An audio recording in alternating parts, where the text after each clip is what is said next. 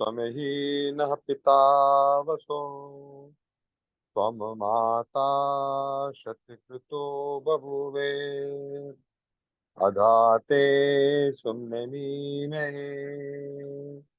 ओम शांति शांति शांति।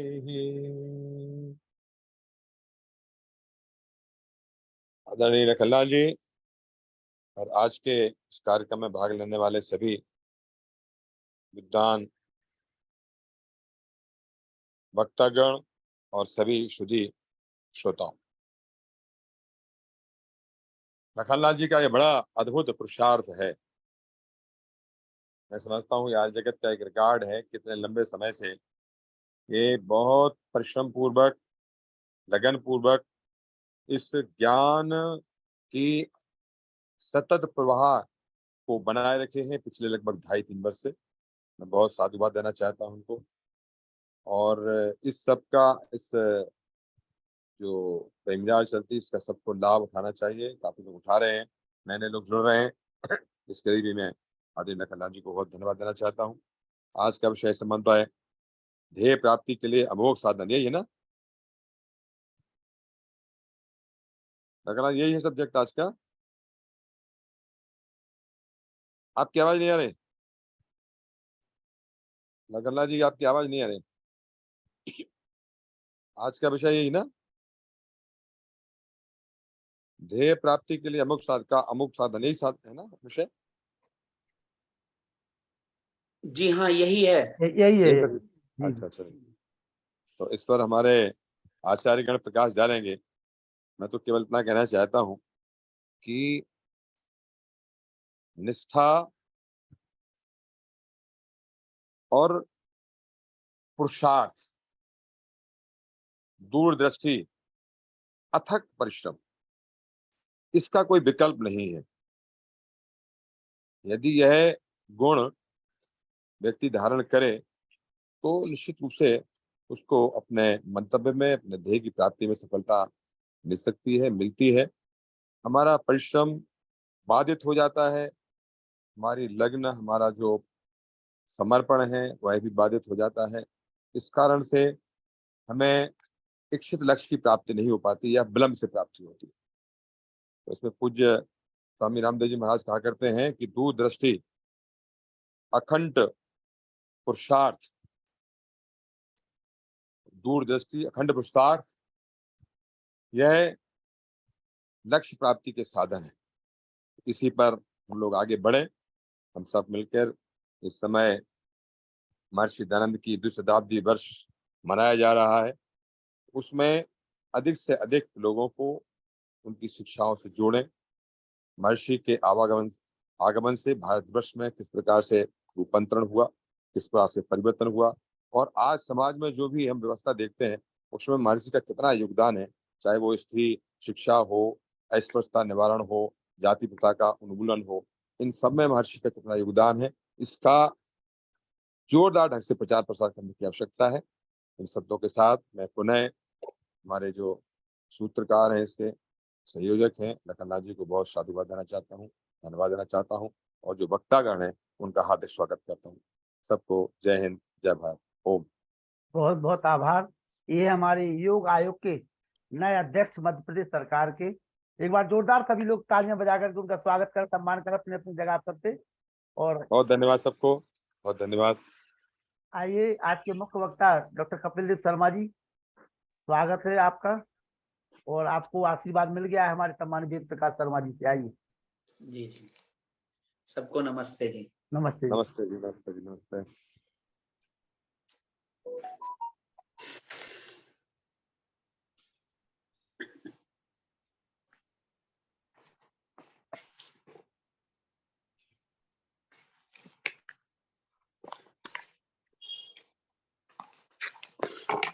जी प्रारंभ करें।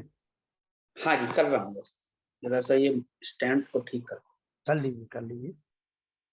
और हमारे वेद प्रकाश शर्मा जी की जो भाभी जी हैं वो भी समिति के माध्यम से पूरे मध्य प्रदेश की प्रभारी हैं, और टीकमगढ़ भी आना जाना रहता है। हम चाहते हैं वेद प्रकाश शर्मा जी और हम मिलकर के, जो हमारे टीकमगढ़ के प्रभारी हैं समारी जी, उनके सहयोग से आर्य समाज की स्थापना अगर टीकमगढ़ जनपद में हम और आप मिलकर के करा पाते हैं, उसमें मुनि जी का सहयोग रहेगा। वो यह हवन करने के लिए हम लोग यहाँ से 20 किलोमीटर सप्ताह के सप्ताह चले भी जाएंगे। जो मेहरौनी में करते हैं वो टीकमगढ़ में करेंगे। थोड़ा सा आप सहयोग करें तो निश्चित रूप से वहाँ पे आर्य समाज खड़ी हो जाएगी, क्योंकि समाज जी की भी बिल्कुल इच्छा है। बिल्कुल करिए, बिल्कुल करिए। जी मैं समाज जी से चर्चा करूंगा इस बारे में, जी जी। चर्चा करूंगा, बिल्कुल आइए करिए। सम्मानित कपिल देव शर्मा जी। ठीक है जी। ओम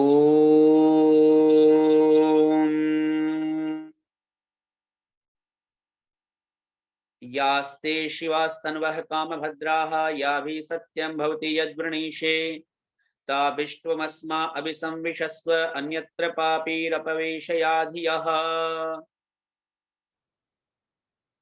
सम्माननीय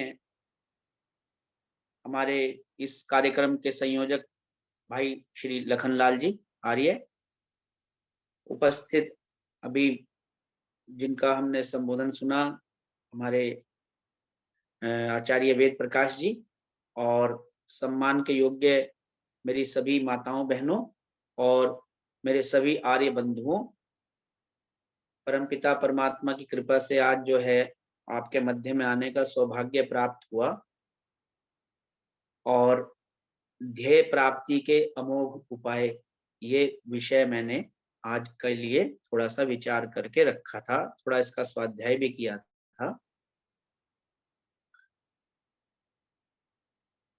हम सभी मनुष्य जो हैं अपनी इच्छाओं को पूरा करना चाहते हैं और हमारे भीतर, हमारे मन के अंदर इतनी इच्छाएं हैं कि वे, कह लीजिए कि जैसे सागर की लहरें होती हैं और वे इच्छाएं सागर की लहरों की तरह हमसे बार बार आकर के टकराती हैं, हमारे चित्त के धरातल पर पहुंचती हैं, टकराती हैं, और हम उन इच्छाओं को पूरा करने के लिए जैसे ही इच्छा उत्पन्न होती है उसको पूरा करने के लिए तुरंत दौड़ पड़ते हैं। तो इस तरह से देखते हैं कि हमारे अंदर जो इच्छाएं हैं वो स्वयं को पूरा करना देना चाहती हैं, यानी हमारे भीतर जो इच्छा उत्पन्न होती है वह चाहती है कि वह पूरी हो जाए, किसी प्रकार से उसका किसी प्रकार से पूर्ण रूप हो जाए, सार्थक हो जाए। लेकिन इच्छाएं तो अनंत हैं, एक इच्छा के पश्चात दूसरी इच्छा स्वतः ही उत्पन्न हो जाती है। तो इच्छाओं का जो क्रम है पूरा करने का, हमारे मन के भीतर उन इच्छाओं का जो समूह है और हम उन समूहों को, उन इच्छाओं को बार बार पूरा करना चाहते हैं, लेकिन वे कुछ अधूरी रह जाती हैं, कुछ के लिए हमारा जो काम होता है वह बहुत थोड़े स्तर पर होता है, तो इसलिए वे इच्छाएं अपूर्ण रह जाती हैं। और उन इच्छाओं के अपूर्ण रहने के कारण से फिर मनुष्य जो है वह दुखी अनुभव करता है स्वयं को कि मैं अपनी इच्छा को पूरी नहीं कर पाया, मेरा जो ध्येय था मैं उस तक पहुंच नहीं पाया। क्योंकि इच्छा का संबंध ध्येय से है।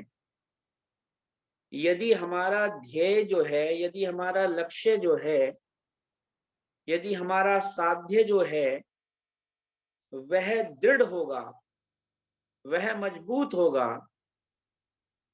तभी हमारी सारी इच्छाएं उस तरफ जाएंगी। अब हम ये देखते हैं कि ये इच्छाएं कहां से आती हैं, इस पर थोड़ा सा चिंतन करेंगे पहले।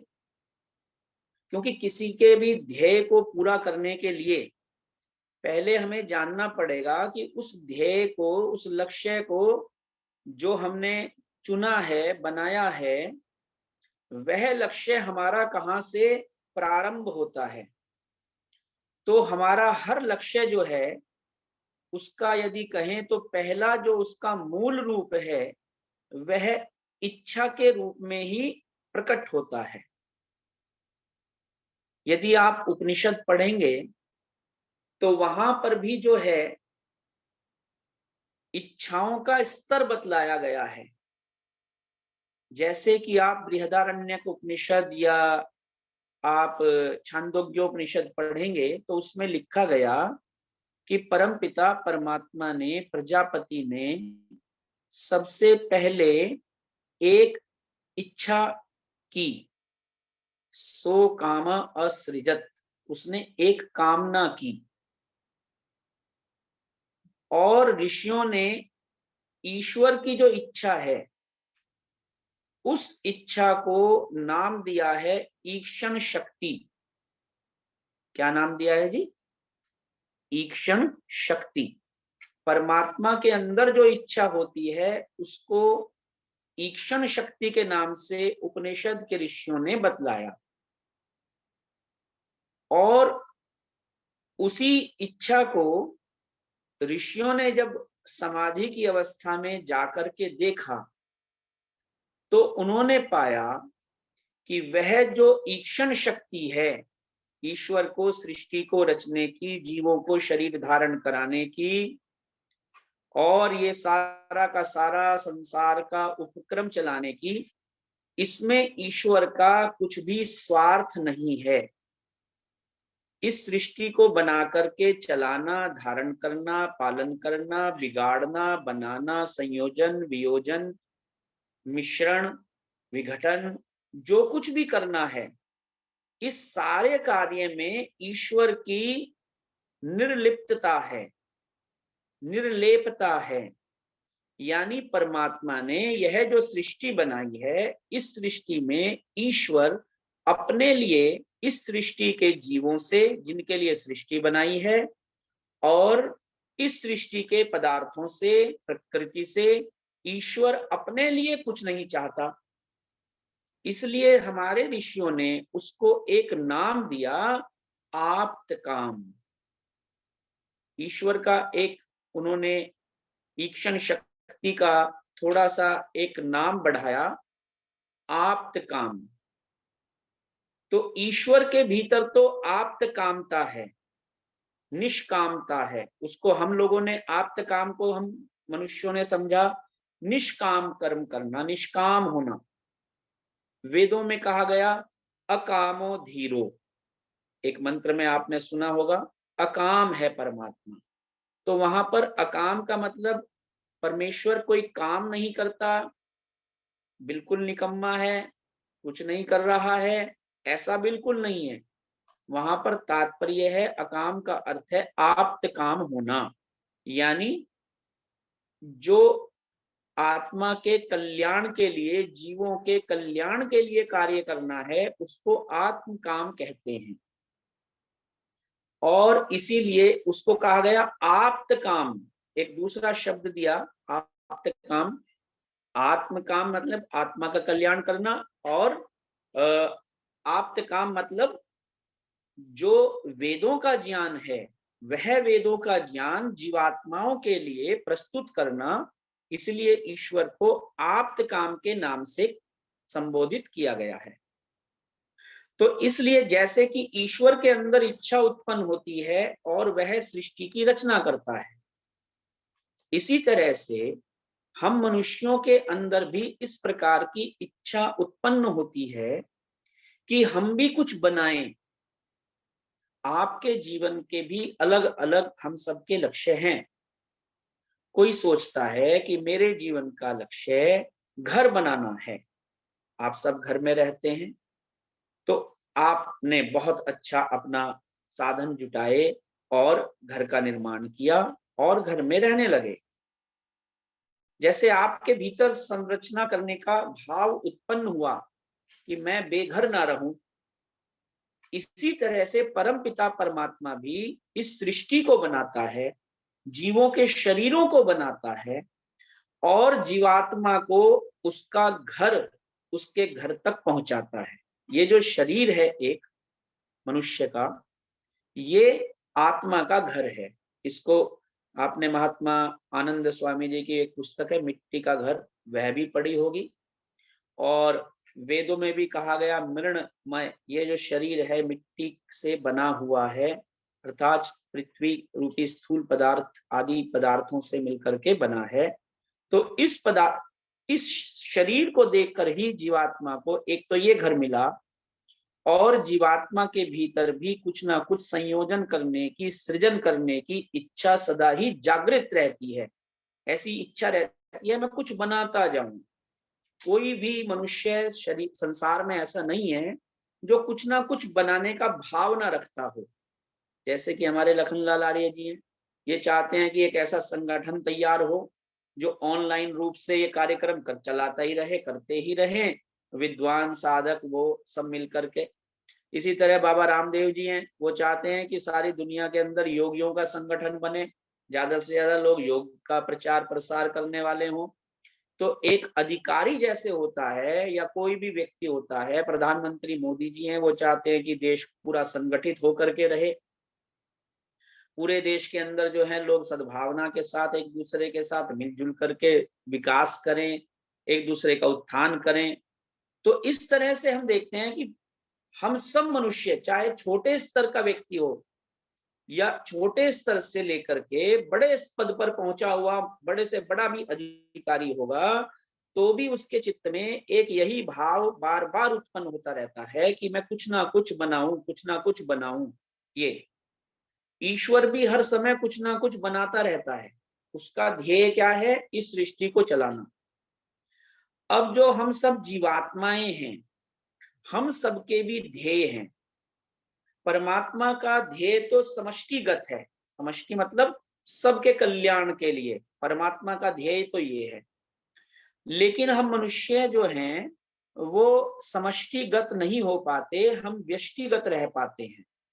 हम व्यक्तिगत काम करते हैं, इंडिविजुअल हमें जिस चीज में बेनिफिट्स दिखता है, जिस चीज में हमें लाभ दिखते हैं, जिस चीज में हमें ये दिखता है कि इस वस्तु से ये मेरा कार्य सिद्ध होगा, तभी हम उस वस्तु को प्राप्त करने की इच्छा रखते हैं।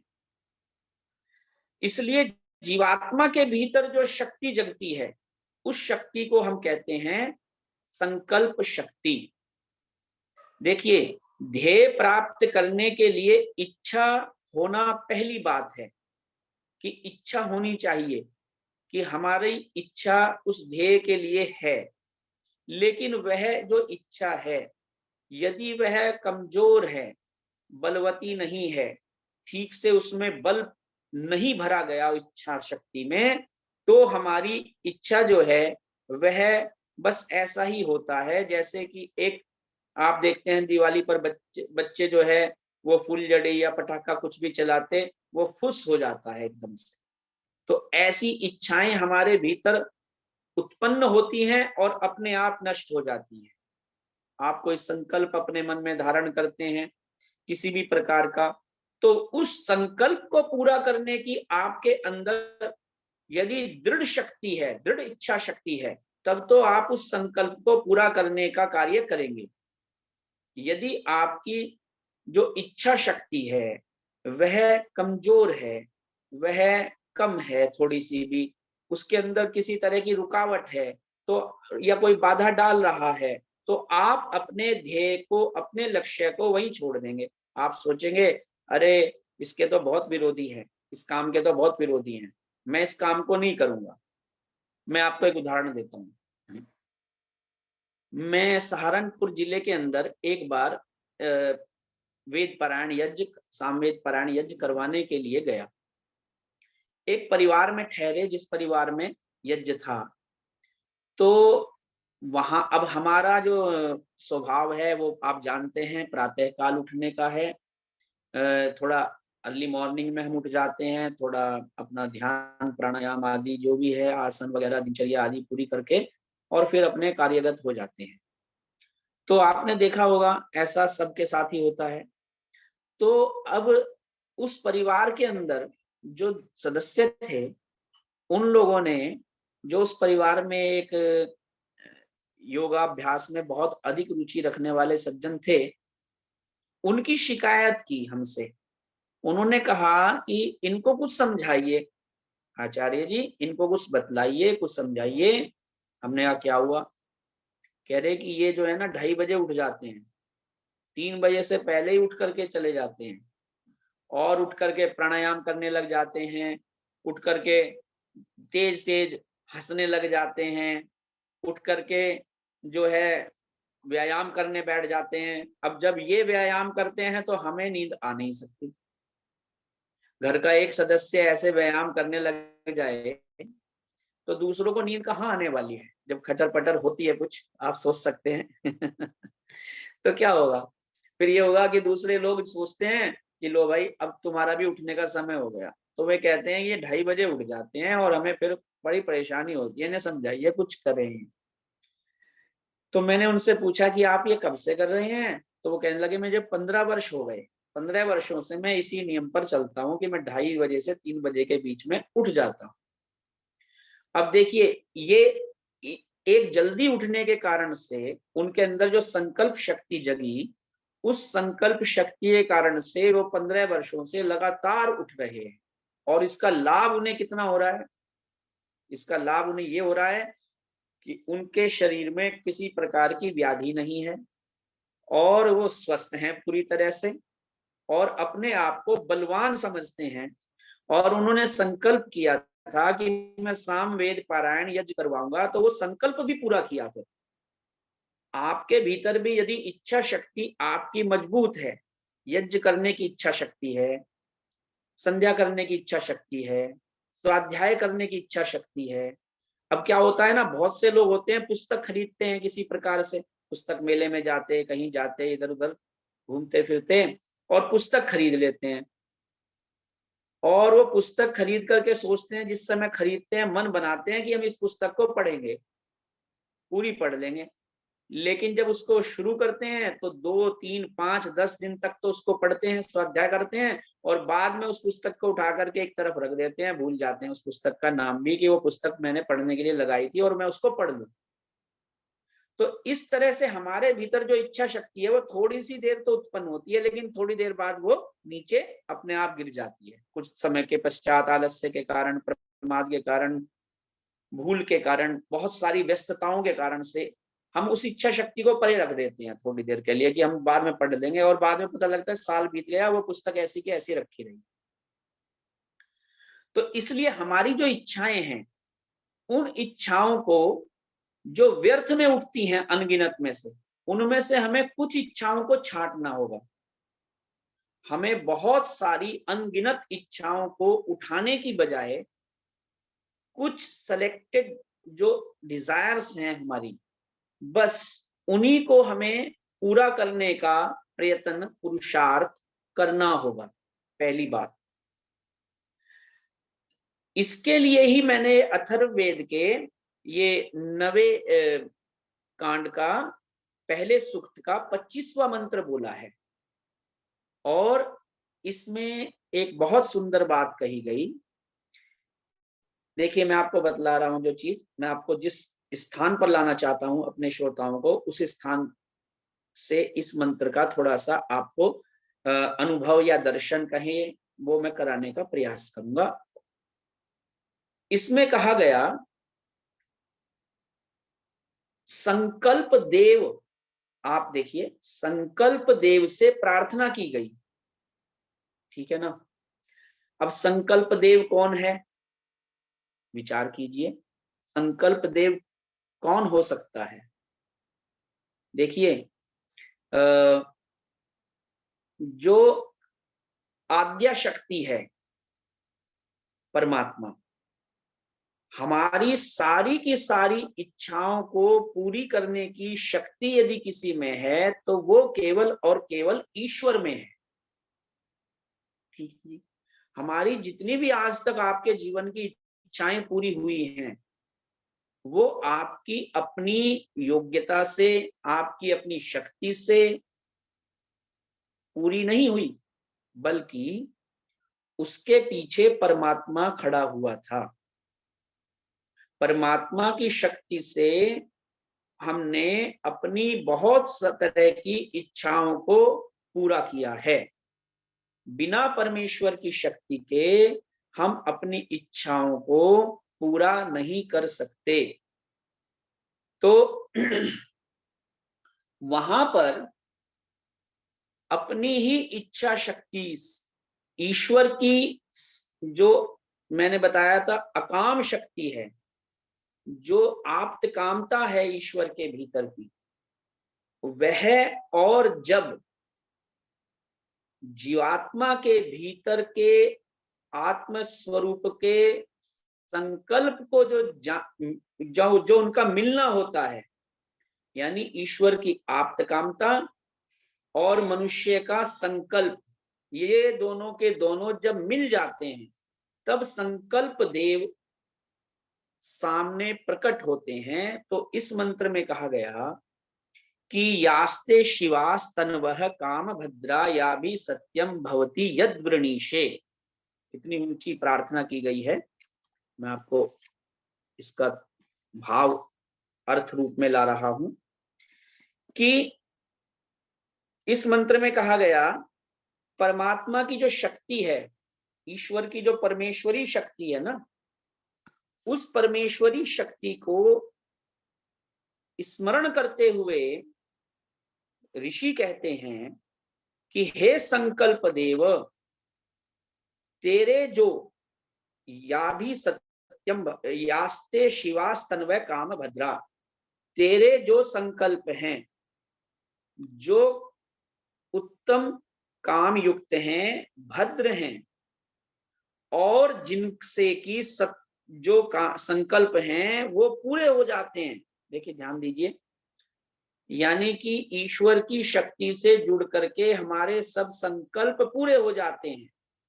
योग दर्शन में जैसे कहा गया, विभूति पाद के अंदर कहा गया शायद कि प्रकृत्या पूरात, कि प्रकृति से भी पूरे हो जाते हैं।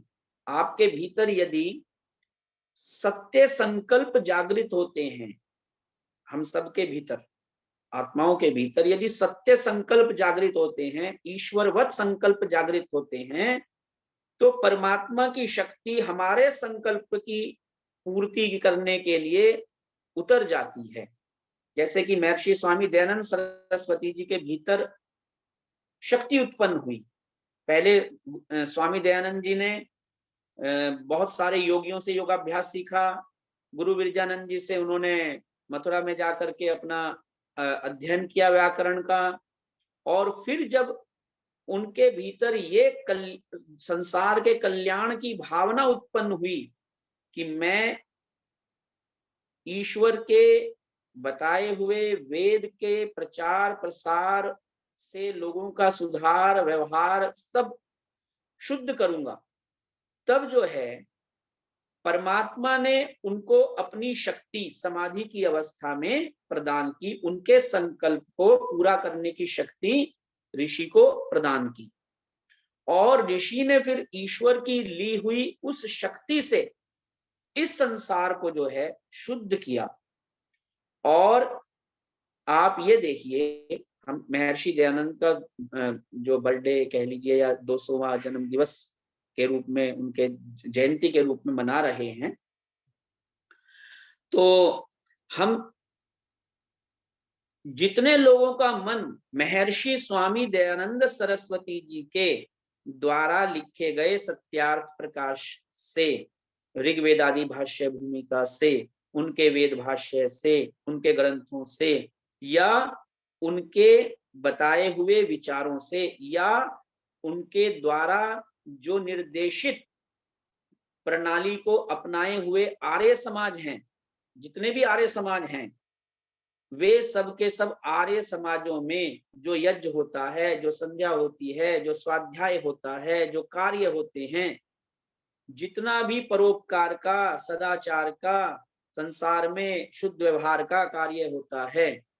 हम करते तो हम हैं भले ही, लेकिन उसका जो क्रेडिट है, उसका जो लाभांश है, उसका जो एक हिस्सा है, वह जो है महर्षि स्वामी दयानंद सरस्वती जी के पुण्यों के खाते में अपने आप रॉयल्टी के रूप में चला जाता है। जैसे एक लेखक पुस्तक लिखता है और पुस्तक लिख करके वह जो है अपनी पुस्तक को प्रकाशित करता है। तो एक बार उसने पुस्तक प्रकाशित की तो अब उसको क्या होता है, बार वो उसने जहां जहां पुस्तकें उसकी गई या जो सॉन्ग आते हैं आप जानते हैं, तो बहुत सारे लोग जो भी उसको यूज करेंगे वे क्या करेंगे, उसको फिर 2 रुपए 3 रुपए 5 रुपए 10 रुपए या 2000 10,000 20,000 उसके अकाउंट में अपने आप ही चलते चले जाएंगे। तो इसी तरह से जिसका संकल्प जितना ऊंचा होता है वह संसार का उतना ही शुद्धिकरण करता है, और उसके शुद्धिकरण करने से, क्योंकि उसका लक्ष्य बहुत ऊंचा है। एक बात है कि हमारा लक्ष्य क्या है, हमारा ध्येय क्या है। यदि हमारा ध्येय मात्र इतना है कि मैं अपनी एक छोटी सी आर्य समाज चलती है और मैं अपनी सारे समाज के अंदर जो है इसी की व्यवस्थाओं को संभालता रहूं, वैसे तो आप ये देख लीजिए, बस उसी समाज को ही अपना समाज मानना और दूसरी समाज को अपना समाज ना मानना, ये एक संकीर्णता का जो कह लीजिए आप परिचय होता है केवल मात्र। यदि आप ऐसा सोचते हैं, मान लिया आपके जिले में या आपके सिटी में या आपके कह लीजिए आप की प्रदेश में आप उन्हीं समाज को अपनी समाज माने और बाहर की समाजों को, ऐसा मैं अनुभव करता हूँ। तो मैं देखता हूँ ये ऐसा चलता है लोगों में कि हमारी समाज में तो इतने सदस्य हैं, दूसरों की समाज में कम है, तो उनमें थोड़ा सा इस मामले में भी वो रहता है, हमारी जो है समाज ज्यादा अच्छी फल फूल रही है, तो ऐसा। लेकिन महर्षि स्वामी दयानंद सरस्वती जी का जो ध्येय है वो क्या है कि सारे विश्व के अंदर सब मनुष्यों का सुधार हो, सबका जीवन बदले, सब वैदिक बने, सबके भीतर परोपकार की, सदाचार की, वेदवाणी के अनुसार जीवन जीने की भावना सत्य रूप में प्रकाशित हो जाए, वो उसके अनुसार आचरण करने लग जाएं। तो ये है समष्टिगत प्रार्थना। जो समष्टिगत प्रार्थना है उसी को ऋषि ने लिया है व्यक्तिगत रूप से, व्यष्टिगत रूप से। तो व्यष्टिगत रूप से ईश्वर से प्रार्थना क्या की गई, ईश्वर की शक्ति से, संकल्प देव से, कि हे संकल्प देव, आप मेरे भीतर ऐसी शुभ कामनाओं को उत्पन्न करो जो भद्र करने वाली हो, जो कल्याण करने वाली हो, और वे सबकी सब कामनाएं सत्य ही सिद्ध हो जाएं, जिन कामनाओं को मैं चुन लूं। यद वृणीशे, जिस कामना को हम चुन लें वह कामना हमारी सत्य सिद्ध हो जाए।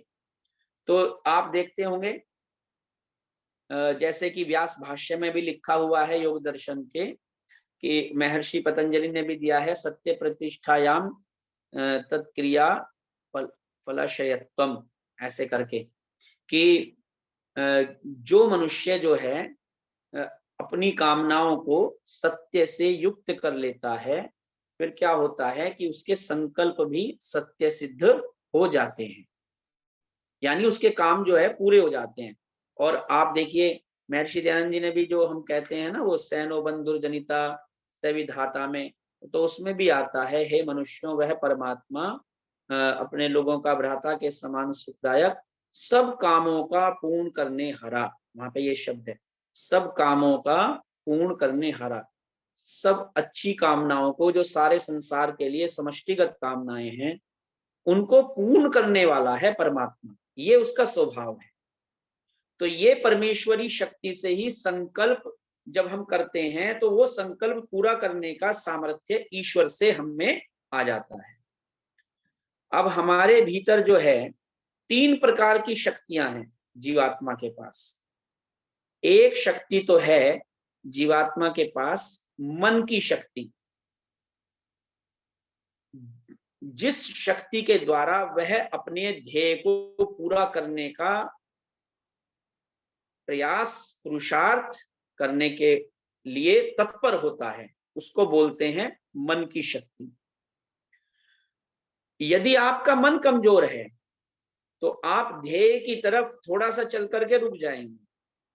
यदि आपके मन के अंदर सामर्थ्य है, अभी देखिए हमारे समाज में जो है ना, क्षत्रिय हैं, वैश्य हैं और ब्राह्मण हैं, सभी प्रकार के वर्ग के लोग हैं, ठीक है ना। जिसकी जो योग्यता है उसको वह काम अपने स्थान पर शोभा देता है, ठीक है। तो आप स्वतः ही अपनी प्रकृति को पहचान लें कि मेरे भीतर किस प्रकार की प्रकृति है। मैं ब्राह्मण वृत्ति वाला हूं, ब्राह्मण प्रकृति वाला हूं, मैं क्षत्रिय प्रकृति वाला हूं, या मैं वैश्य प्रकृति वाला हूं, या मैं शूद्र प्रकृति वाला हूं। चारों प्रकृति में से जो जो प्रकृति यानी जैसा जैसा चित्त हमारा बने, उस चित्त के आधार पर हमें अपना काम प्रारंभ करना चाहिए। अब आप ये देखें कि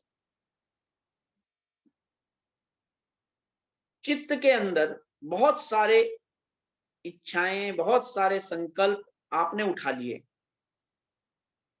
लेकिन जो दूसरी शक्ति है, प्राण शक्ति, पहली शक्ति मन की शक्ति आपको बतलाई, दूसरी शक्ति है प्राण की शक्ति। यदि आपके प्राण शक्ति उस तरफ नहीं जाएंगे, मन की शक्ति की तरफ, तो आपके जो ध्येय हैं वो पूरे नहीं हो सकते। प्राण के अंदर जो शक्ति है वो कैसे उत्पन्न होती है? वो होती है भाव के रूप में। आप प्रार्थना करते हैं ना कि यज्ञ रूप प्रभु हमारे भाव उज्जवल कीजिए, तो भाव का अर्थ क्या हुआ? वहां पर भाव जो है वो प्राणों से जुड़े रहते हैं।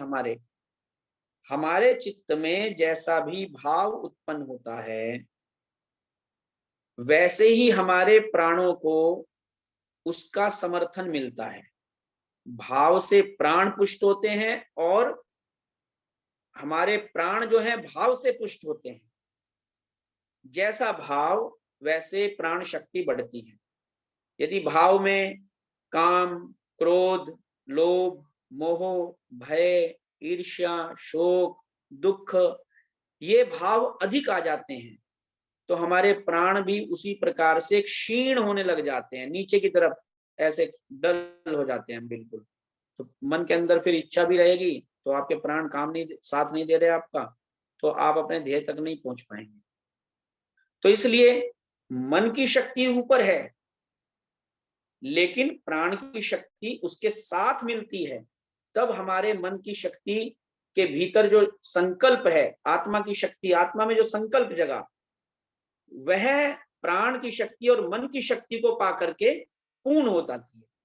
यानी मन क्या कार्य करता है?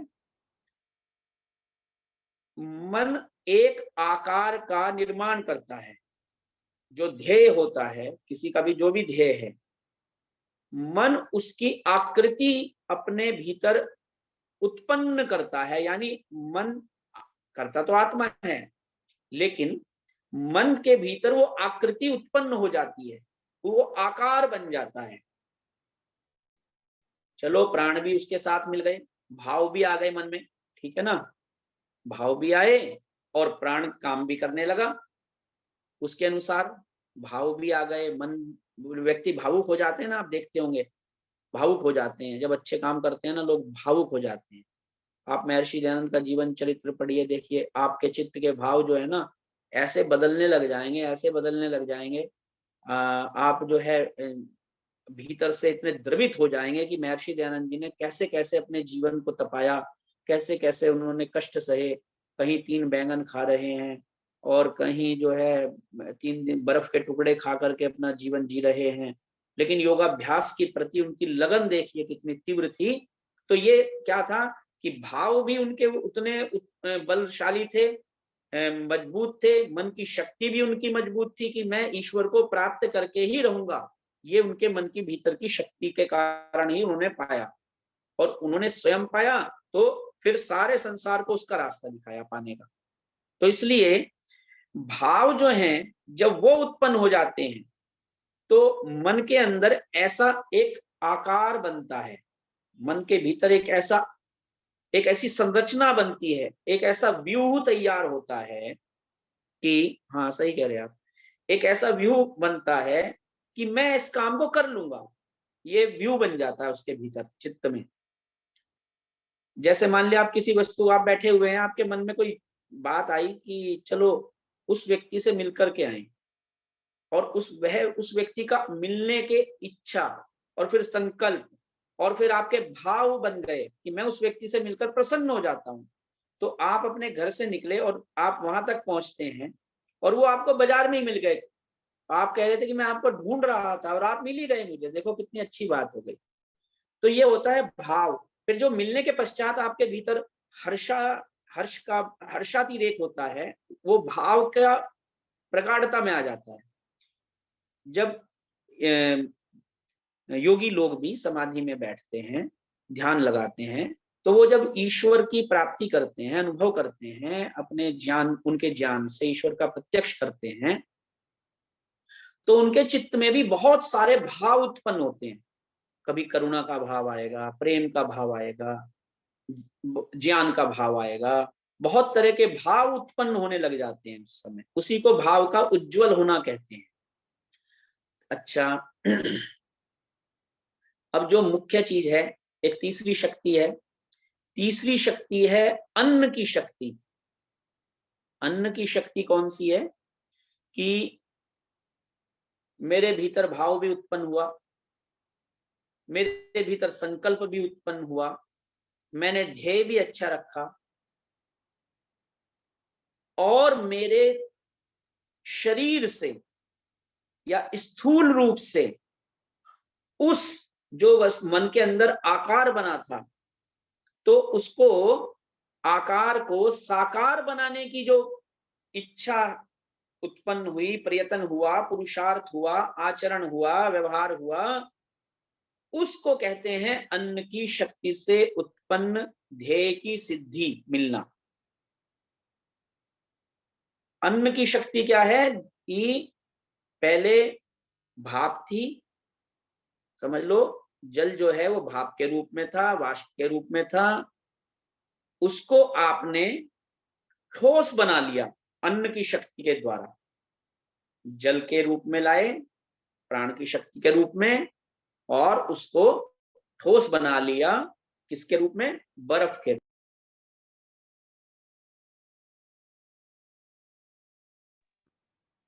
इस शक्ति का नाम है अन्न की शक्ति। आपका शरीर जो है वो जितना पुष्ट होगा, जितना स्वस्थ होगा, उतना ही आपके प्राण पुष्ट होंगे और उतना ही आपका मन बलवान होगा। तो ध्येय की प्राप्ति के लिए अमोघ शस्त्र जो हैं वो तीन हैं, तीन अमोघ उपाय हैं। पहला है आपके भीतर मन की शक्ति मजबूत होनी चाहिए, प्राणों की शक्ति मजबूत होनी चाहिए, और आपके भीतर अन्न की शक्ति ये भी बहुत मजबूत होनी चाहिए। तब आप अपने ध्येय तक पहुंच जाएंगे। तो ये बात है। अब एक चीज होती क्या है, जैसे एक सेनापति होता है, तो सेनापति पीछे रहता है, ऊपर रहता है। अब तो किले डॉक्टर राकेश कुमार जी हमारे जो हैं वो ज्यादा अच्छा जानते हैं इस बारे में कि कहाँ कहाँ किले हैं और कैसे किलों के अंदर जो हैं राजा रहा करते थे। इतिहास के अंदर बहुत सारे हमारे जो राजा लोग थे वो किलों में रहते थे और उनके सेनापति होते थे। तो सेनापति भी जो है जा करके राजा उनको भेज देता था युद्ध के लिए, और वो युद्ध के लिए नीचे जाया करते थे अपनी सेना लेकर के। सेनापति पीछे रहता था और उसकी टुकड़ियां जो थी वो अलग अलग जत्थे में जा करके युद्ध किया करती थी। और फिर जब वो अच्छा मजबूती से युद्ध करते थे तो जो है विजय को प्राप्त करते थे।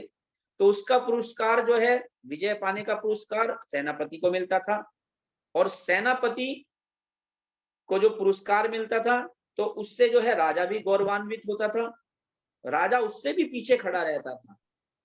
तो एक साधारण सा भी जो सैनिक लड़ता था, केसरिया पहन करके युद्ध कर रहा है, उसका एक एक शस्त्र को चलाने का जो कार्य होता था, वो कार्य, और सैनिक लोग जो अनुशासन में रहते थे वह कार्य, और फिर वो जब विजय को प्राप्त करते थे, फिर शंखनाद बजता था कि हम जीत गए आज। तो ये सब जो कार्य होते थे, इन सब कार्यों के पीछे जो है सेनापति के द्वारा निर्देशित अनुशासन का होना ही होता था। इसी तरह से यदि हम जो हैं, हमारा मन जो है वो सेनापति है और राजा जो है वो आत्मा है।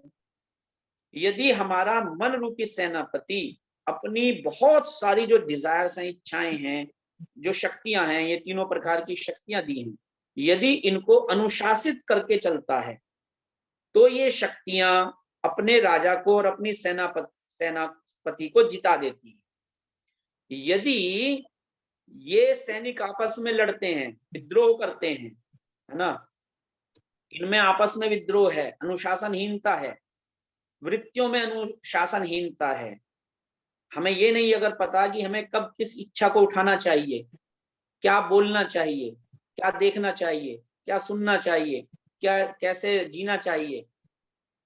भले ही हमारे पास साधन कम हो, लेकिन हमें यदि इनके ऊपर अनुशासन करना आ गया, वृत्तियों पर, मन की शक्ति पर, प्राण की शक्ति पर, अन्न की शक्ति पर, तो हम क्या करेंगे, इन शक्तियों को मिला करके विजय प्राप्त कर लेंगे। और यदि नहीं किया तो हमारी हार हो जाएगी, और हारा हुआ राजा बस मृत प्राय ही होता है, ये आप जानते हैं। उसको शत्रु घेर लेते हैं चारों तरफ से, तो हार जाता है। तो इसलिए हमें क्या चाहिए कि हम एक मजबूत सेनापति बनाएं, अपना जो मन है उसको मजबूती दें, उसके भीतर कोई भी निराशा की भावना उत्पन्न ना होने दें, उसके भीतर किसी प्रकार की ऐसी हताशा ना लाएं कि अरे ये क्या हो गया, ऐसा निराश मत बनाए मन को। हमेशा उसको ऐसा संकल्प, देव से आपने प्रार्थना की है ना, तो उसका भीतर इतना मजबूत संकल्प भर दें कि आपके संकल्प को संसार के लोग, दूसरों के विचार प्रभावित ना कर सकें बिल्कुल भी।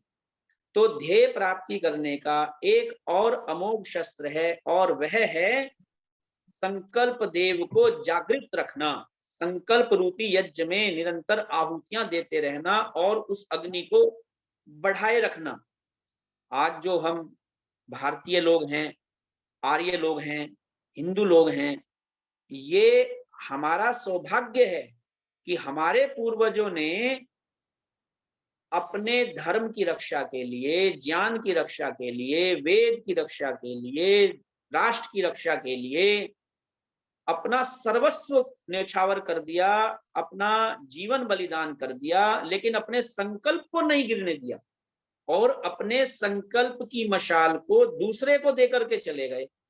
भाई हम तो जा रहे हैं, लेकिन दूसरे को अपना संकल्प दे गए। वही चिंगारी जो है एक से दूसरे में, दूसरे से तीसरे में, ऐसे करके फैलती चली गई, और उसी के आधार पर जो है आज आर्य लोगों की एक बहुत अच्छी संख्या जो है बन गई है। और आप ये कहें कि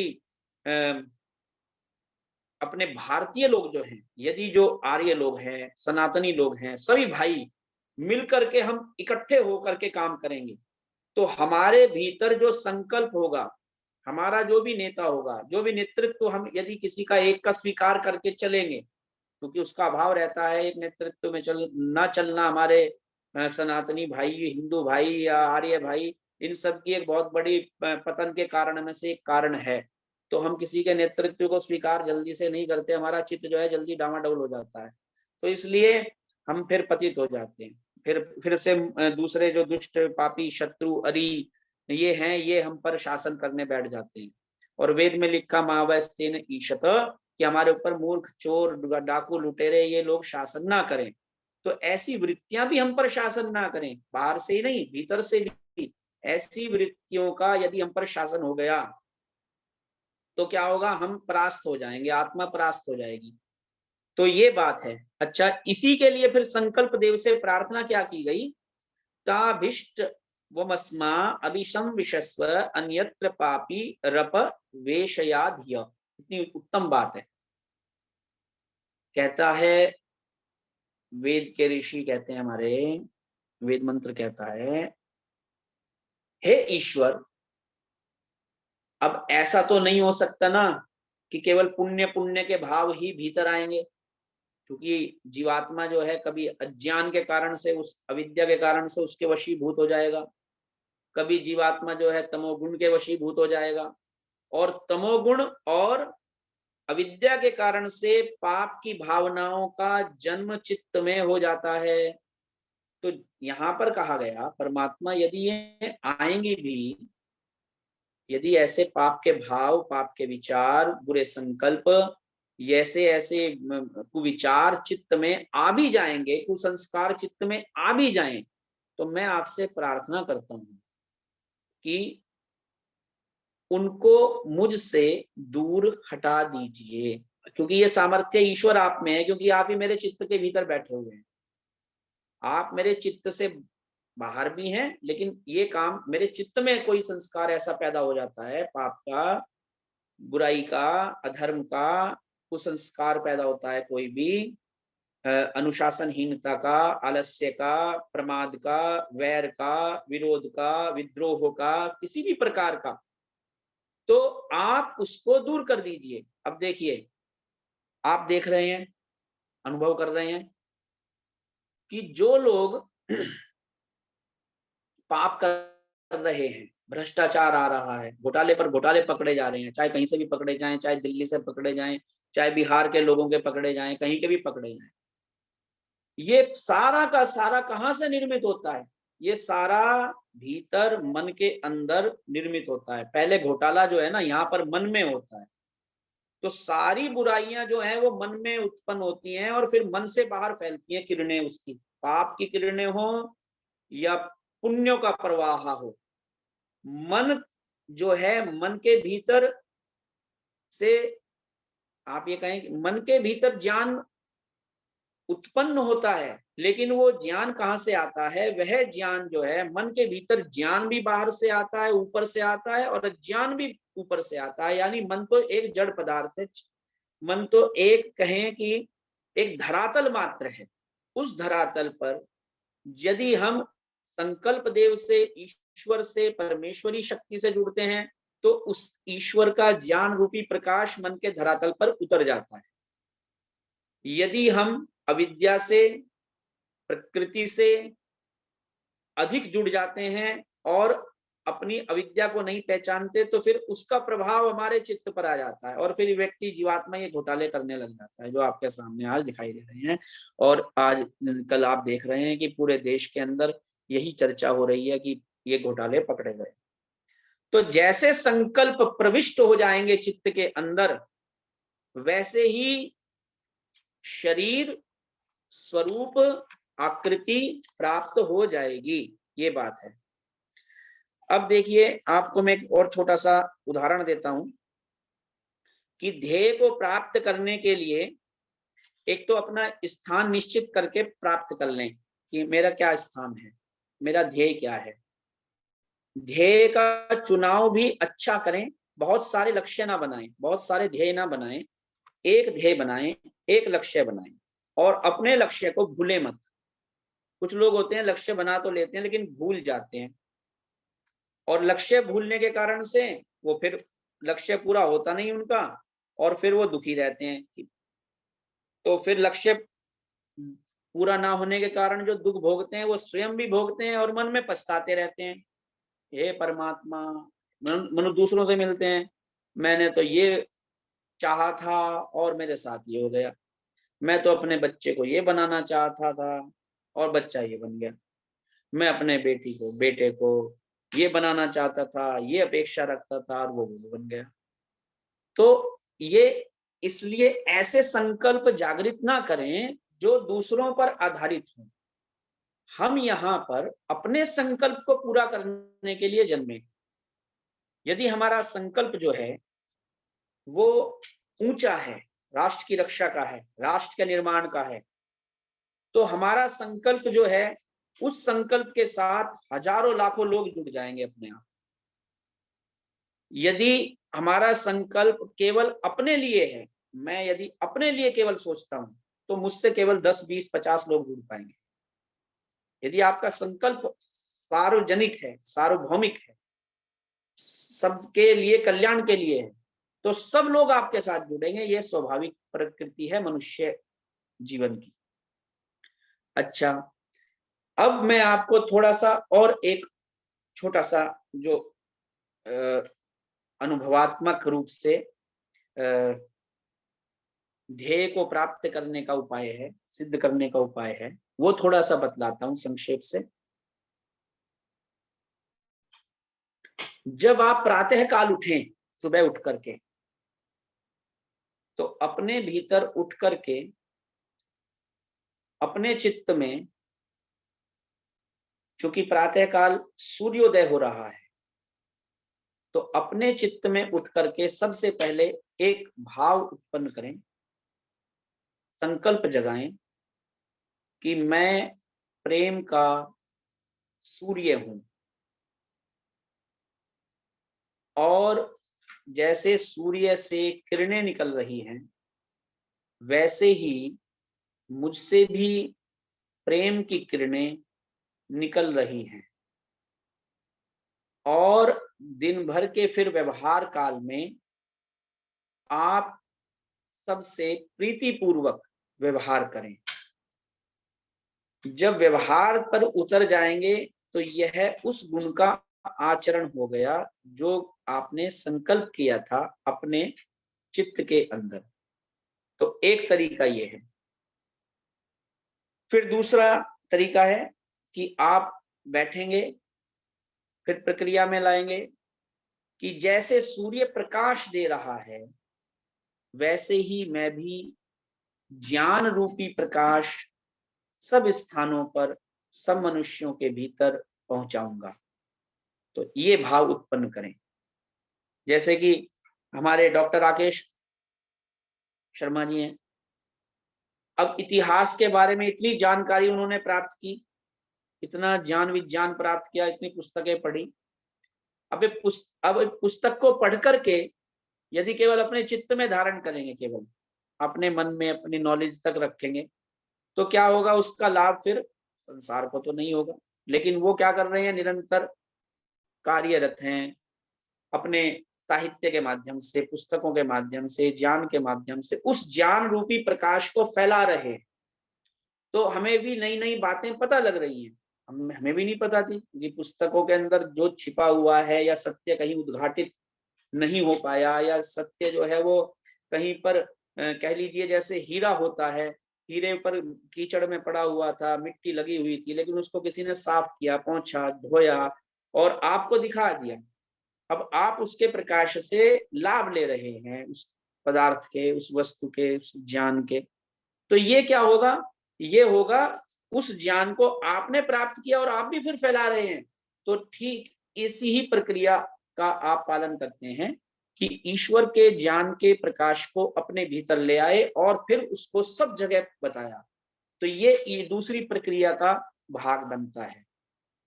पहली प्रक्रिया में अपने आप को पहचानना है कि मैं प्रेम का सूर्य हूं, मैं ज्ञान का सूर्य हूं, मैं धर्म का सूर्य हूं, मैं मैत्री का सूर्य हूं, मैं प्रीति का सूर्य हूं, मैं करुणा का सूर्य हूं, मैं मैत्री का, मैं पुण्य कर्मों का सूर्य हूं। ये मेरा कार्य है। जो सूर्य आकाश में चमक रहा है, मुझे ऐसे ही चमकना है। और मैं जब स्वयं प्रकाशवान हो जाऊंगा, जब स्वयं स्वयंभू बन जाऊंगा, तो मुझे केवल अपने तक स्वयंभू नहीं रहना, फिर मैं दूसरे भी स्वयंभू हैं, ये दूसरों को मैं प्रेरित करूंगा। दूसरों को भी स्वयंभू हो, तुम भी उतने ही धनी, बली, बलवान राजपुत्र हो जितना कि मैं हूं। फिर वह दूसरों को बनाएगा।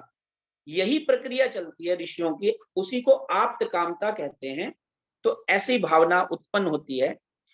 तो तीसरी जो चीज है वो यही है कि अपने मन में जो भी आपका ध्येय है, उसको बिल्कुल ऐसे चिपका दीजिए, बिल्कुल उसको चित्रित कर लीजिए अपने ध्येय को। ये लक्ष्य मुझे पाना ही है, मैं अपने लक्ष्य से नहीं डिगूंगा।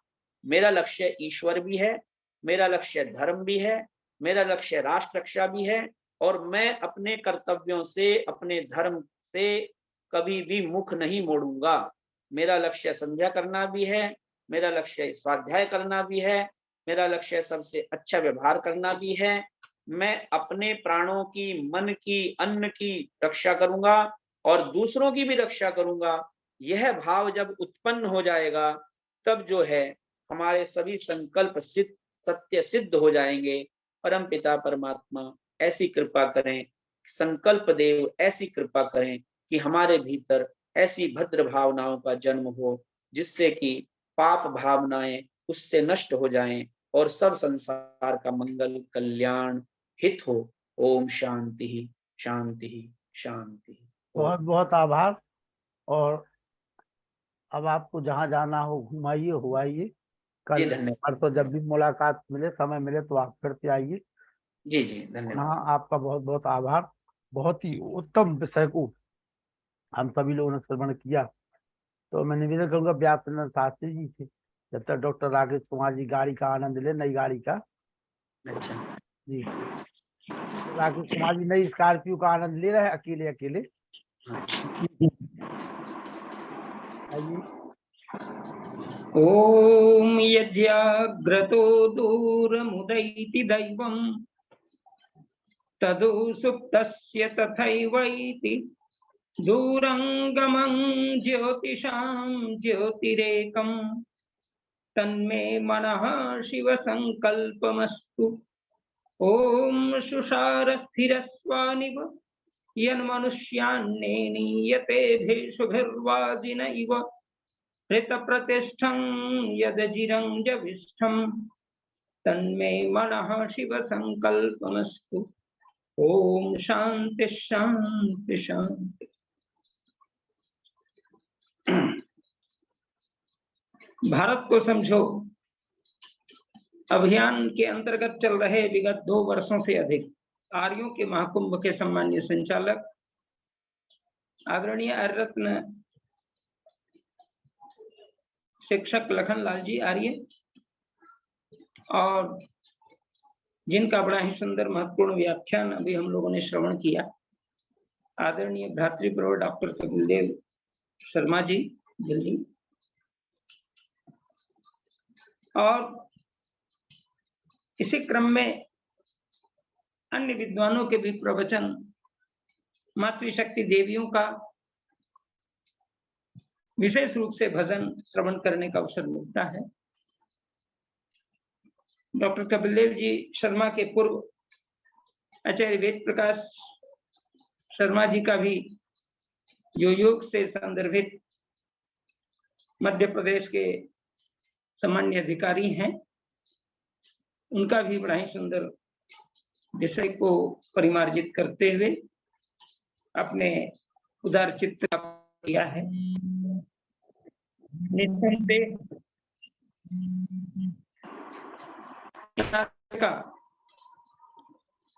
परिचय देने के लिए हम सबको उद्यत रहना ही चाहिए।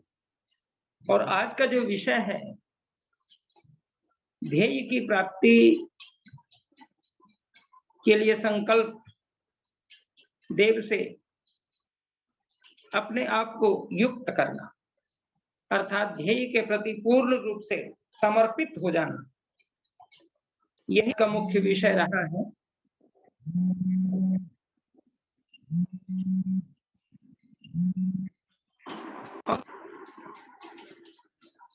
इस विषय को हमारे सभी सम्मानित वक्ताओं को विशेष रूप से भाव व्यक्त करने की आवश्यकता है। निसंदेह संकल्प एक ऐसा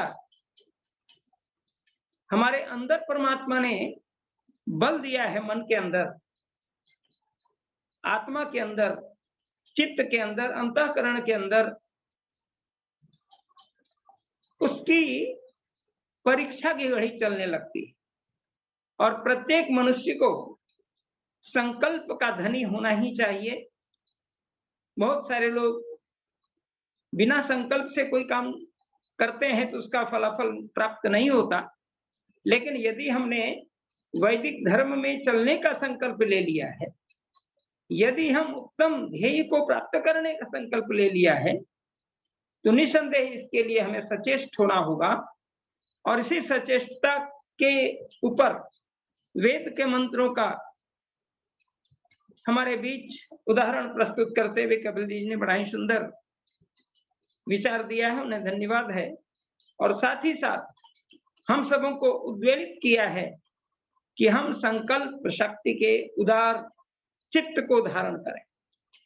जब तक हमारा ध्येय पूर्ण नहीं होगा, लक्ष्य पूर्ण नहीं होगा, तब तक हम संकल्प से जुड़े रहें। निसंदेह हमारा वैदिक धर्म का प्रचार प्रसार ही मुख्य संकल्प है, मुख्य लक्ष्य यही है, मुख्य ध्येय यही है। और परमात्मा ने इसीलिए हमें जन्म भी दिया। हम छोटे संकल्प लेकर के चलते हैं तो ये अपने स्वार्थ के वशीभूत होते हैं, लेकिन बड़े संकल्प जब हम लेके चलते हैं तो हमारा राष्ट्र और विश्व का ध्येय बनता है। और इसमें हम जितना भी कुछ कर जाते हैं उतना कम है।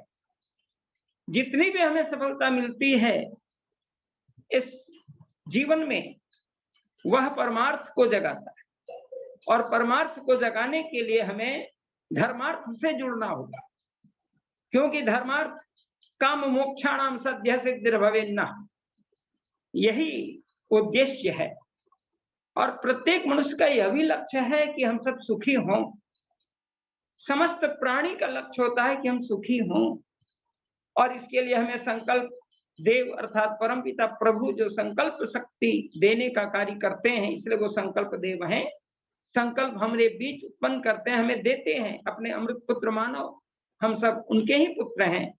इसलिए त्वं हिनः पिता वसो त्वं माता शतक्रतो बभुविथ अधाते सुमनमी महे, इस मंत्र के अर्थ को अगर हम अवगाहन करें तो वह माता पिता के समान हमारी हर मांगों को पूर्ण करने वाला है। हमारी जो भी संकल्प इच्छाएं हमारे अंदर व्याप्त होती हैं, उन इच्छाओं को भी वही परमात्मा हमें पूर्ण कर देते हैं। इसलिए आवश्यकता है कि हम अपनी भावनाओं को इस रूप में प्रस्तुत करने की कोशिश करें। और इस प्रस्तुतिकरण में हम लोगों को पूर्ण रूप से जागृत होने की आवश्यकता है।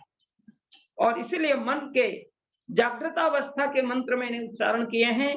यज्जाग्रतो दूरमुदैति दैवं तदु सुप्तस्य तथैवैति, वह मन जो जागृतावस्था में दूरम उदैति दूर दूर तक जाता है, तथैवैति सुप्तस्य, सोने के बाद भी वह मन हमसे दूर भागता है।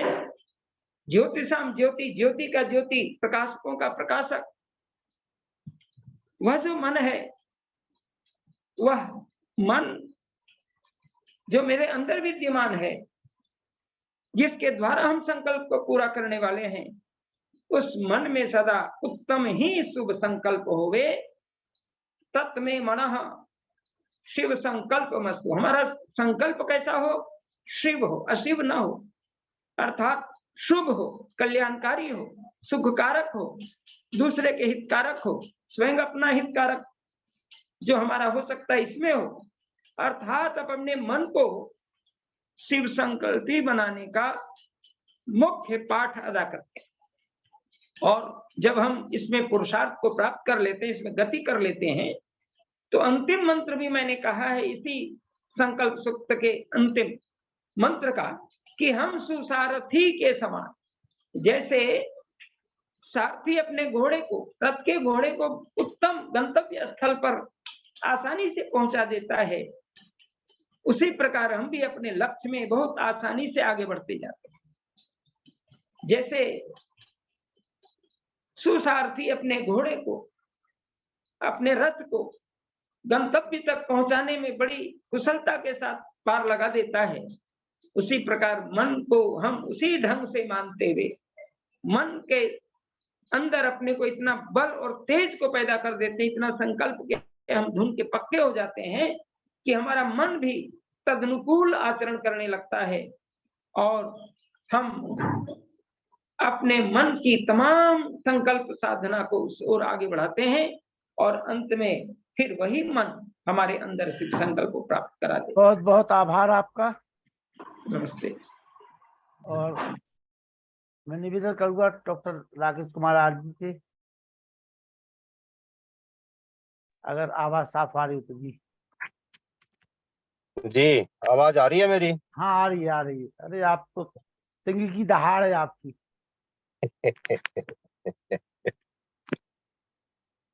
आदरणीय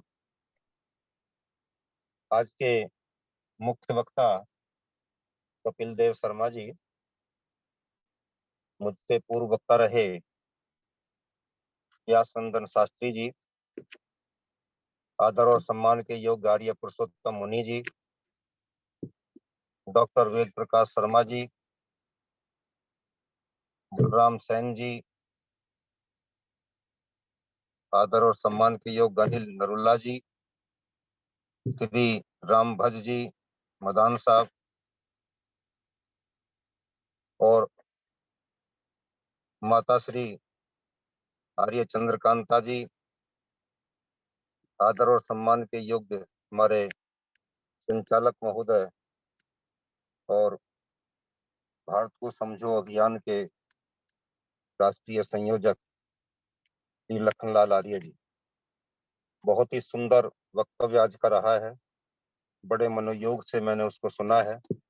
और देखिए, मैं सुन रहा था और साथ ही साथ चिंतन भी हो रहा था उसी बात को बड़ी सुंदरता के साथ। तो संस्कृत शब्दावली के माध्यम से आदरणीय व्यासनंदन शास्त्री जी ने और ऊंचाई प्रदान की है, उनका भी मैं हृदय से अभिनंदन करता हूं।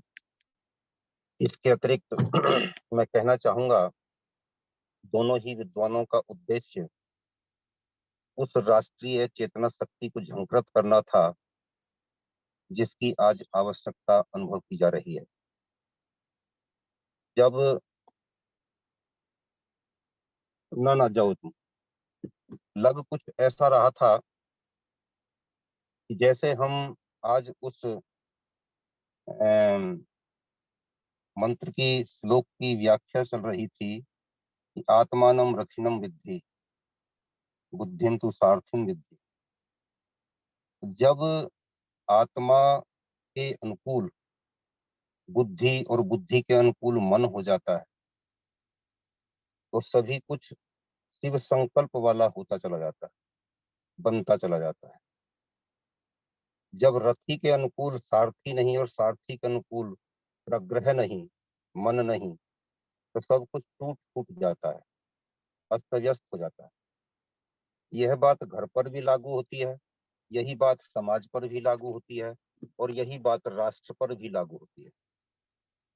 यदि योगी जी को थोड़ी देर के लिए मन मान लिया जाए तो बुद्धि का काम मोदी जी कर रहे हैं, और फिर जो प्रशासनिक मशीनरी है वह सारी की सारी कहीं ना कहीं मन का काम कर रही है, प्रग्रह का काम कर रही है। प्रग्रह लगाम को भी कहते हैं।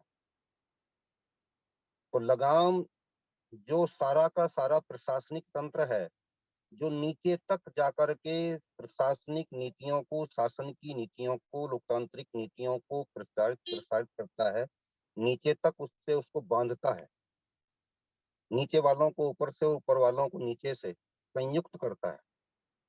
यदि वो ढीला है, वो भ्रष्ट है, तो सब कुछ अस्त व्यस्त हो जाता है। मन यदि गड़बड़ है, मन का संयुक्त भाव आत्मा के साथ और बुद्धि के साथ, और बुद्धि का जो है आत्मा के साथ सही संबंध और समन्वय नहीं है, तो सब कुछ अस्त व्यस्त हो जाता है।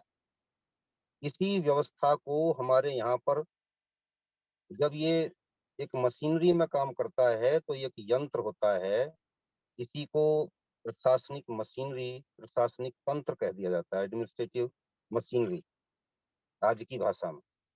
और यही जो यंत्र है, यही उस समय तंत्र बन जाता है जब यह सुव्यवस्थित ढंग से काम करता है। तो आदरणीय कपिल देव जी ने और आदरणीय व्यासनंदन शास्त्री जी ने, दोनों ने ही इसी व्यवस्थित संतुलन की ओर, इसी चेतना शक्ति के जागरण की ओर हमारा ध्यान आकृष्ट किया है। इस पवित्र मंच पर भारत को समझो अभियान के अंतर्गत हम जिस मिशन को लेकर के आगे बढ़ रहे हैं, दोनों ही विद्वानों ने उसी दिशा में काम उठाया है। मैं इसलिए अपनी वाणी को विराम देते हुए उन दोनों का अभिनंदन करते हुए और आदरणीय लखनलाल आर्य जी का भी अभिनंदन करते हुए कि वो इस प्रकार की ऊंची चर्चाओं का आयोजन कर रहे हैं, वाणी को विराम देता हूँ। ओम श्याम। और मैं निवेदन करूंगा, बहुत दिनों से जिनके दर्शन नहीं हुए थे, माता चंद्रकांता जी, आइए 2 शब्द। आदरणीय वीर लखनलाल जी, बहुत दिनों से कान तरस गए थे इस शब्द हाँ। सुनने के लिए। आइए। बड़ी अस्वस्थ रही, लंबी यात्राओं में, उत्सवों में और अनहोनी घटनाओं में उलझी रही, इसलिए अभी भी स्वास्थ्य पूरा ठीक नहीं है। तो तमन्ना बहुत रहती है कि आप इस कार्यक्रम को मैं बिल्कुल ना छोड़ूं। आज के मुख्य वक्ता आदरणीय कपिल देव शर्मा जी, सम्मानीय व्यासनंदन शास्त्री जी और हमारे सबके मार्गदर्शक, इतिहास के प्रणेता डॉक्टर राकेश कुमार जी और मेरे भाई अनिल जी, श्रद्धेय मुनि जी, सभी श्रोताओं को मेरा सादर अभिवादन। बड़ी देर से जुड़ी, लेकिन विषय बहुत अच्छा था। कपिल जी ने बहुत सुंदर ढंग से संकल्प शक्ति का विवरण दिया। अंतःकरण की तीनों शक्तियों को मिलाकर चलने से कितना लाभ होता है और दैवीय शक्ति जो संकल्प का देवता है उसकी सहायता मिलती है।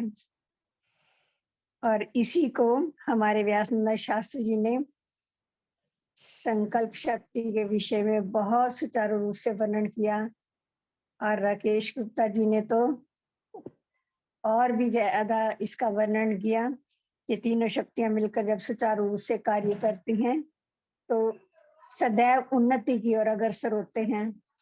अगर हम इन तीनों शक्तियों में से किसी एक का भी ह्रास हो जाता है, बुद्धि विकृत हो जाती है, मन हमारा बुरी संगत की ओर बढ़ता है, आत्मा कमजोर हो जाती है, तो हम कोई भी उत्तम कार्य नहीं कर पाते और उस समय ईश्वर भी हमारा साथ नहीं देता जब हमारी अपनी संकल्प शक्ति ठीक नहीं होती।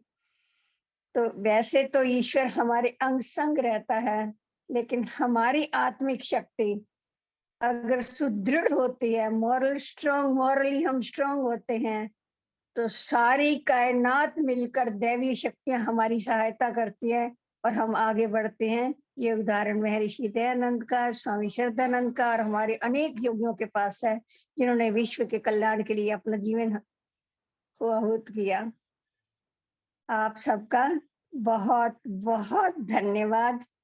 और प्रिय वीर लखनलाल जी, आपका तो बहुत बहुत साधुवाद।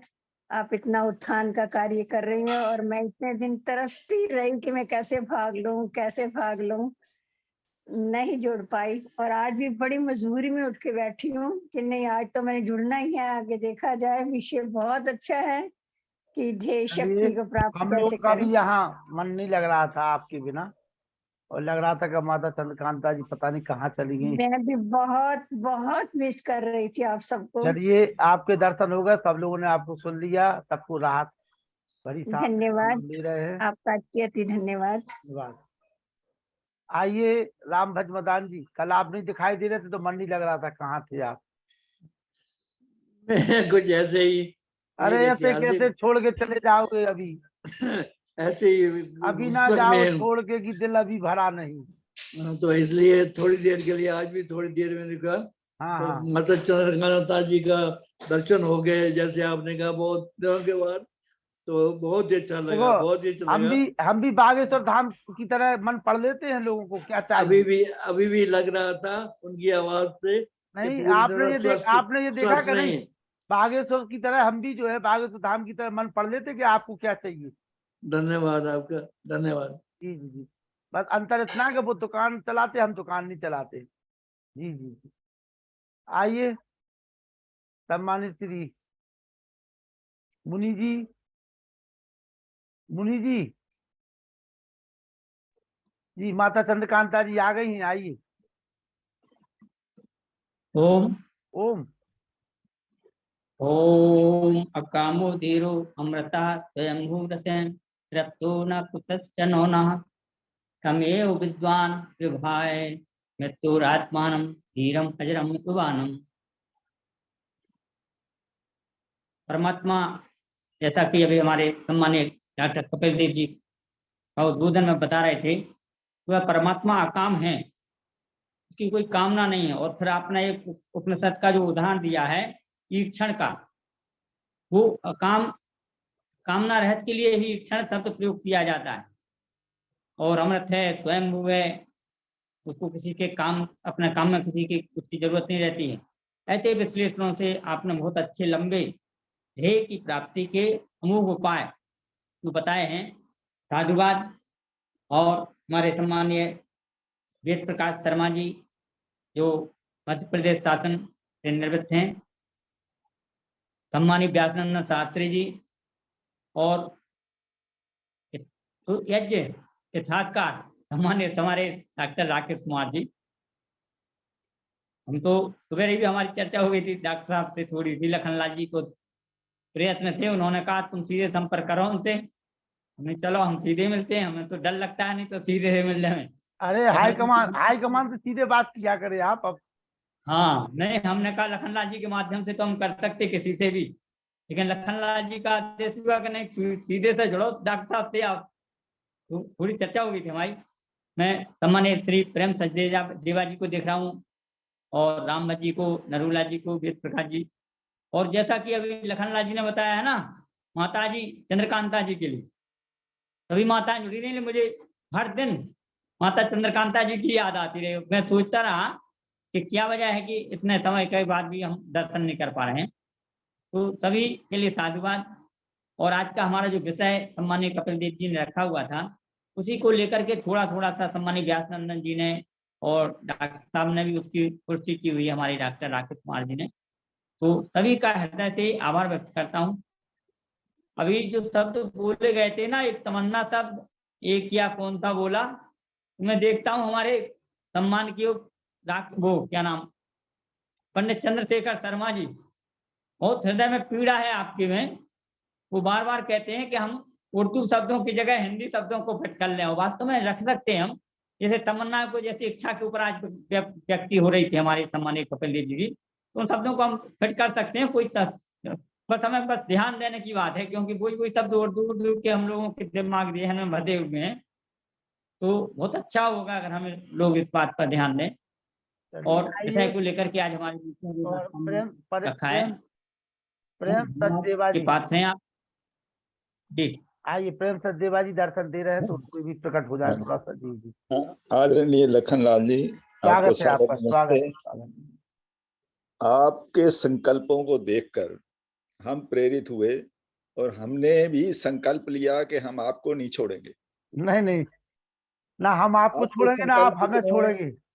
ऐसे दृढ़ संकल्पी मैंने बहुत कम देखे हैं जी, जो रेलवे स्टेशन से भी प्रोग्राम चला रहे हैं और गाड़ी में बैठे हैं वहां से भी चला रहे हैं। ऐसे ही आपके संकल्प को देख के बाकी सब संकल्पित हो गए, चाहे राकेश कुमार जी हों, चाहे मैं तो हुआ ही हूं प्रभावित, और लोग भी प्रभावित हुए हैं। व्यासनंदन शास्त्री जी, उनको भी देखो, चाहे बाजार में है वहां से भी बोल रहे होंगे।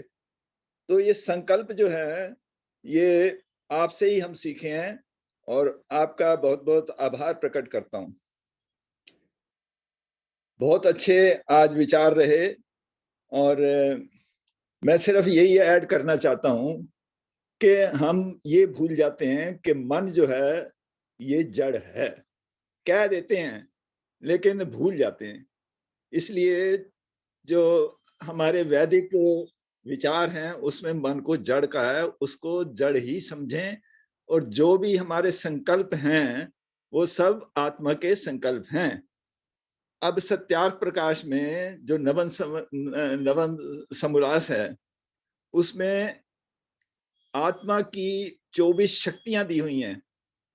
उसमें संकल्प भी है, जैसे निश्चय है, ज्ञान, इच्छा, प्रयत्न है।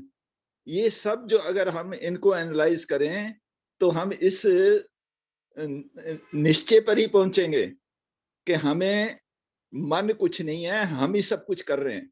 और ईश्वर ने ये हमें शक्तियां दी हैं और इन शक्तियों को चलाने के लिए ही मन दिया है, बुद्धि दी है।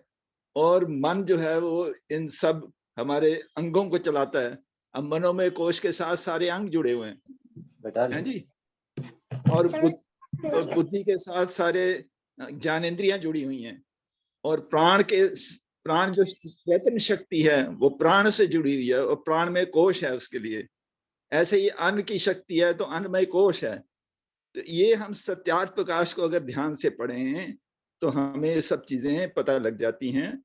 और हमें ये सोचना चाहिए कि ये जो हमारा अंतःकरण है ये जड़ से ही बना हुआ है। हम आत्मा जो है हम ही केवल सब कुछ उठाते हैं, चाहे हम चित्त से संस्कार उठाएंगे या जो चित्त में जो स्मृतियां वो उठाएंगे। इसलिए ये चीजें जो बेसिक चीजें हैं इनको हमें हमेशा ध्यान में रखना चाहिए। इतना कह के मैं वाणी को विराम देता हूँ। धन्यवाद।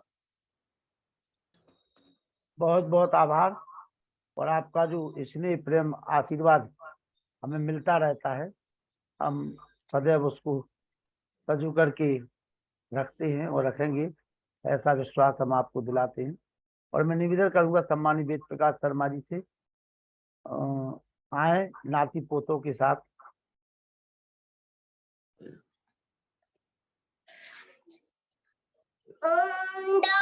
शांति अंतरिक्षगम शांति पृथ्वी शांति राता शांति औषधया शांति वनस्पतया शांति विश्वे देवा शांति ब्रह्म शांति सर्वं शांति शांति रेवा शांति श्याम शांति रेदि ओम शांति शांति शांति।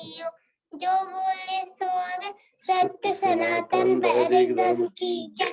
गुरुवर प्रजानंद की जय। योगेश्वर नरसी दयानंद की जय।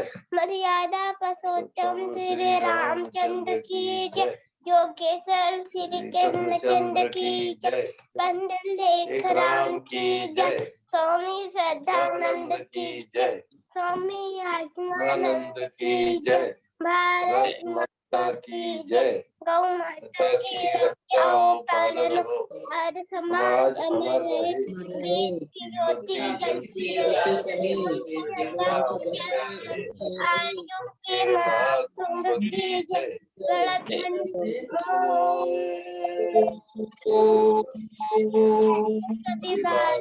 सबको नमस्ते जी। नमः। रेहान शर्मा तुम आगे बढ़ो, हम तुम्हारे साथ हैं।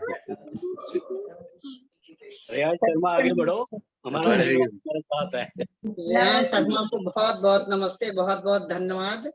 बहुत आगे बढ़े ये बच्चा। नमस्ते भाई साहब सभी लोग। नमस्ते नमस्ते